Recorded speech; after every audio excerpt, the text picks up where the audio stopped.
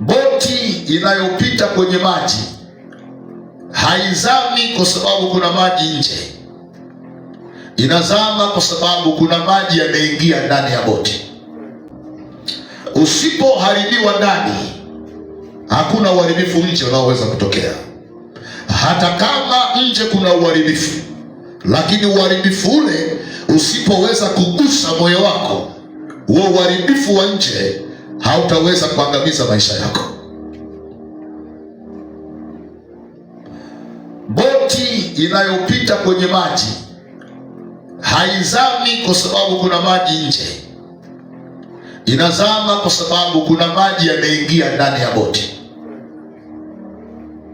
Maana yake maji ya nje yapo kwa ajili ya kusukuma boti iendelee mbele.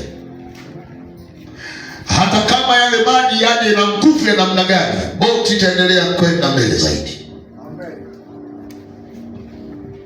Na inaendelea kwa nini? Kwa sababu kinachotokea nje ya boti hakijaingia ndani ya boti.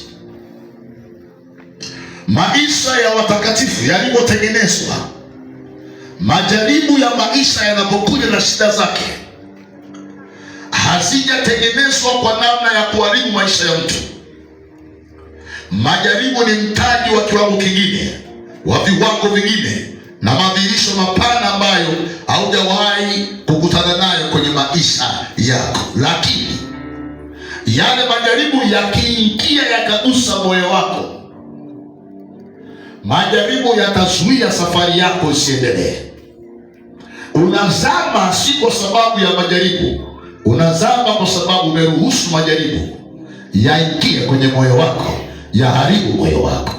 Kwa hiyo kinachokushinda sio majaribu, ni kile kilichoingia ndani yako wakati wa majaribu.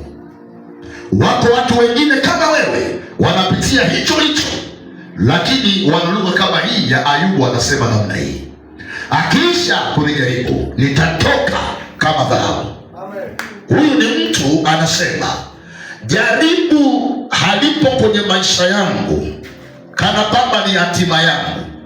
Ana mtazamo chanya, anasema akisha kunijaribu, anasema sio nitafia ndani ya jaribu, anasema nitatoka.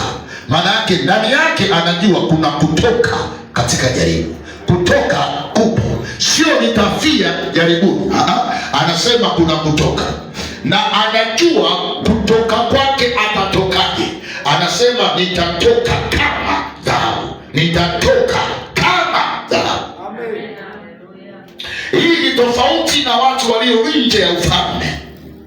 Nje ya ufalme wakikutana na vitu wanajua miisho yao imefika, lakini watoto wa ufalme ambao fikra zao zimeuishwa kwa neno, wanajua kwa kila jaribu kuna mlango wa kutokea.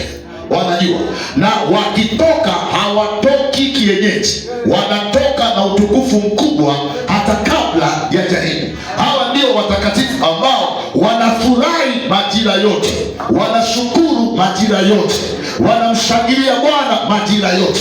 Maandiko anasema furahini sana mnapoingia katika majaribu. Hii ni lugha ya tofauti sana. Watu hawaambiwi walie, watu hawaambiwi wasile, watu hawaambiwi changanyikiweni. Watu wanaambiwa furahini wakati munaingia majaribuni. Kwa nini?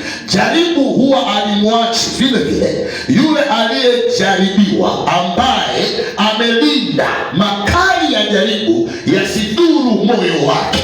Wakati wa jaribu alilinda kabisa ya kwamba wakati ninapita niache malalamiko, wakati ninapita nimtukuze tu Bwana, wakati ninapita nimwangalie tu Bwana, niuone ule utukufu unaokuja katika jaribu hili. Nisianze kumwacha Bwana, nisiseme ameniacha Jehova. Ajue ya kwamba ni vipimo na pimwa kwenda kwenye levo nyingine kubwa ya utukufu wake. Na wakati mtu anajaribiwa, Mungu kama yuko mbali. Walimu wote wanajua wakati wa mtihani huwa wakai na wanafunzi.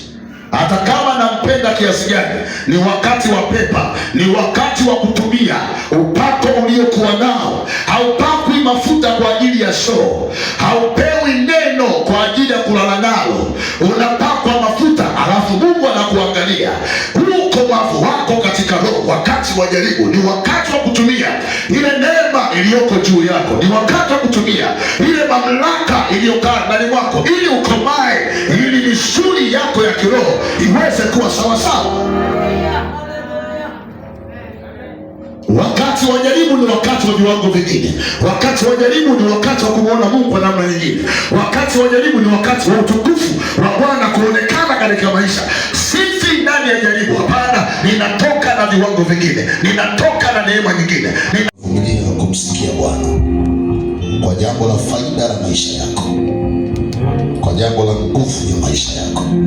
Iko neema inayowezesha watu. Neema ilimtafuta Daudi aliyeko machungani. Ile neema ilimtoa alikofichwa. Neema ambayo watu binadamu hawakuwahi kutambua, mpaka baba yake hakuwahi kutambua ya kwamba huyu mtoto kuna neema iko. Lakini neema ya Bwana huwezi kuizuia. Nguvu inayokuleta katika baraka za Bwana ni hali ya moyo wako. Hali ya moyo wako inaweza ikavunja hali ya kukataliwa. Hali ya moyo wako inaweza ikavunja waliokukataa, wakashangaa ile baraka inakuinua kwa namna ya ajabu. Aliyekataliwa, asiyeonekana anafaa kwa sababu ya hali ya moyo wake. Hali ya moyo wake ikawa mtaji wa kuinuka kwake. Riasokotusia mayasika. Nyosha mikono yako. Naiona mbingu iko wazi, namuona Bwana iko wazi, naiona ushindi wa watoto wa Bwana umewekwa wazi. Umepewa funguo leo mwanangu, umepewa funguo ya kuinuka kwako. Nyosha mikono yako. Nyosha mikono yako vizuri. Nyosha mikono yako vizuri. Nguvu ya Bwana inakusaidia sasa. Nguvu ya Bwana inakusaidia sasa. Pokea neema. Pokea neema sawasawa na geuko la moyo wako. Sawasawa na geuko la moyo wako. Yamasakosha. Yamasakosha. Nitaomba tukae vizuri hapa tunapoomba. Wakushia basi kata ya basi. Unaondoka ukame. Unaondoka ukame. Unaondoka ukame. Wakoni ya masaya maya. Unaondoka ukame. Lakasika yanga na mashia. Hiyo mvua ya baraka inanyesha. Hiyo mvua ya baraka inanyesha. Hiyo mvua ya baraka inanyesha. Ekora masika. Eko shita ya mosa. Eko shita ya masika. Eko shika ya masika. Ekora mabosika ya merabaya. Eko shata ya merabaya. Eko rabasika ya merabasike. Ekora basike rizamosi ya maya. Eko shata ya merabase. Eko shiko roboshirama. Eko rabasiko. Eko rabasika. Kikarata ya masike. Ekayanda la masika. Unapokea neema Bwana. Unapokea neema. Naona nguvu hii. Naona mafuta haya. Naona mafuta. Haya mafuta. Haya mafuta. Yanakuinua, yanakuinua. Yanakuinua, yanakuinua. Yanakuinua. Ukoni mashaya nderama. Akoshi atayabaya. Akoshi atayadarabasia. Akora basika. Akora basia tarabasia. Akora basiko. Akara basina. Akora basiko. Aliyetufunga anakuachia kwa uwezo wa Bwana ni hai. Sikarabaya. Sikarabasika. Sikarabasika. Sikarabasaya. Sokorabasya. Sikarabasika. Sakayandarabasika. Sikarabasya. Kwa uwezo wa Roho. Kwa uwezo wa Roho. Kwa uwezo wa Roho. Kwa uwezo wa Roho. Kwa uwezo wa Roho. Kwa uwezo wa Roho. Mafuta yakiinuka kwako. Mafuta yakiinuka kwako. Mafuta yakiinuka kwako. Shanadosa. Shanadosa.